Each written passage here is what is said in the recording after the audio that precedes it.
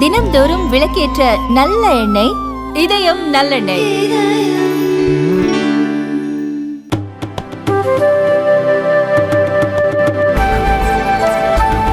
தமிழக அரசியல் முழுமையாக மாற்றப்பட வேண்டும் என்று பாஜக மாநில தலைவர் அண்ணாமலை தெரிவித்துள்ளார். விழுப்புரம் காந்தி சிலையிலிருந்து தமிழக பாஜக தலைவர் அண்ணாமலையின் எண்மண் எண்மக்கள் பாத யாத்திரை 4 முனை சந்திப்பு வரை நடைபெற்றது. அங்கு அவர் பேசுகையில், தமிழகத்தின் அரசியல் முழுமையாக மாற்றப்பட வேண்டும். மக்களுக்கான ஒரு அரசியல், ஆளுகின்றவர்களுக்கான ஒரு அரசியலாக தமிழகத்தில் உள்ளது. ஆளுகின்றவர்களின் பிள்ளைகள் 3 மொழிகள் கற்றுக்கொள்கின்றனர். ஆனால் பொதுமக்களின் பிள்ளைகள் 2 மொழிகள் கற்றுக்கொள்ளும் அரசு பள்ளிகளில் படிக்கும் நிலைதான் உள்ளது. தமிழகத்தில் மட்டும்தான் இலாக்கா இல்லாத அமைச்சர்கள் உள்ளனர்.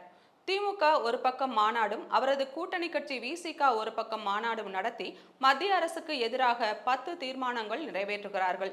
அதில் ஒரே நாடு ஒரே தேர்தல் கொண்டு வரக்கூடாது என்றும் தீர்மானம் நிறைவேற்றுகிறார்கள். இதனை கொண்டு வர வேண்டும் என்று கூறியதே திமுகவின் மறைந்த தமிழக முதல்வர் கருணாநிதி தான். பட்டியலின மக்களுக்காக மத்திய அரசு ஒதுக்கிய நிதி திருப்பி அனுப்பியது குறித்து திருமாவளவன் பேசவில்லை. மோடி தலைமையிலான மத்திய அமைச்சரவையில் உள்ள அமைச்சர்களில் பட்டியலின அமைச்சர்கள் 12 பேர் உள்ளனர். ஆனால் திமுகவில் 3 பேர் மட்டுமே அமைச்சர்களாக உள்ளனர். திமுகவில் தொண்டர்கள் யாரும் எம்எல்ஏக்களாக ஆக்கப்படாமல் அடுத்த தலைமுறை வாரிசுகள் தான் வருகின்றனர். இந்தியாவிலேயே மோசமான கட்சியும் ஆட்சியும் திமுக தான். நீட் தேர்விற்கு எதிர்ப்பு தெரிவித்து திமுகவினர் வாங்கிய கையெழுத்து அட்டைகள் எல்லாம் குப்பை தொட்டிக்கு சென்றுவிட்டது. யார் ஒருவன் உண்மையான இந்துவாக உள்ளானோ அவன் கிறிஸ்தவர்களுக்கும் இஸ்லாமியர்களுக்கும் நண்பனாக இருப்பான். அதற்கு உதாரணம் தான் மோடி. இஸ்லாமிய சகோதர சகோதரிகளுக்கு உண்மையான விடுதலை என்பது பாஜக ஆட்சியில்தான் கிடைக்கும். தமிழகத்தில் திமுக ஆட்சிக்கு வந்தால் 3,50,000 பேருக்கு அரசு வேலை வழங்குவோம் என கூறினார்கள். இதுவரை 10,320 பேருக்கு மட்டுமே வேலை கொடுத்துள்ளனர்.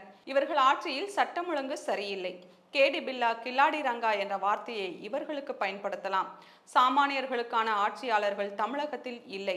இன்னும் 40 நாட்களில் தேர்தல் அறிவிப்புகள் வந்துவிடும் என்று அண்ணாமலை பேசினார்.